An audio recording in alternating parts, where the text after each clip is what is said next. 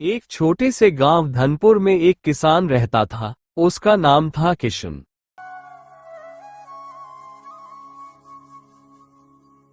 उसके पास न तो बड़ी जमीन थी, न पैसे, न आधुनिक औजार। एक जर्जर झोपड़ी, एक छोटा सा खेत और एक पुराना बैल ही उसकी पूंजी थे। एक साल गांव में भारी बारिश हो गई। किशन की फसल पूरी तरह नष्ट हो गई। घर में खाने तक के लाले पड़ गए। पत्नी रोते हुए बोली, किशन, अब क्या होगा? अनाज नहीं, पैसे नहीं, बच्चे भूखे हैं।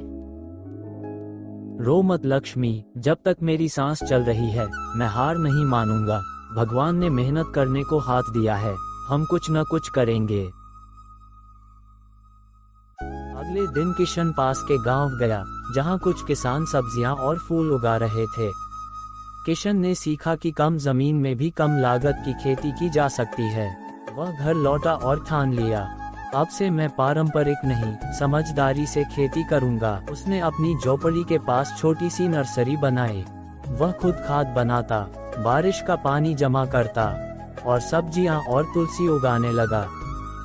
शुरुआत में किशन का मजाक उड़ाया गया, अरे देखो, गरीब किशन अब फूल बेचने चला है।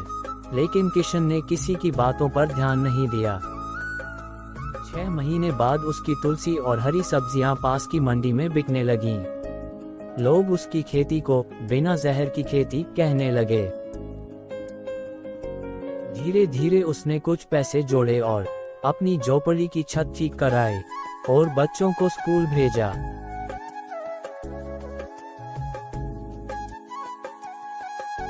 और गांव के युवाओं को सेंद्रिय खेती सिखाना शुरू किया। अब वही लोग जो मजाक उड़ाते थे, किशन से खेती के गुर सीखने आने लगे। एक दिन जिला अधिकारी किशन के खेत देखने आए। वे हैरान रह गए कि इतने कम संसाधनों में किशन ने इतना बड़ा काम कर दिखाया।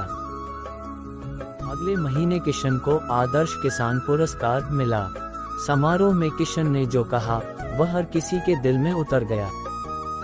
मैं गरीब जरूर था, लेकिन मेरी सोच गरीब नहीं थी। अगर मेहनत में ईमानदारी हो तो मिट्टी भी सोना बन जाती है।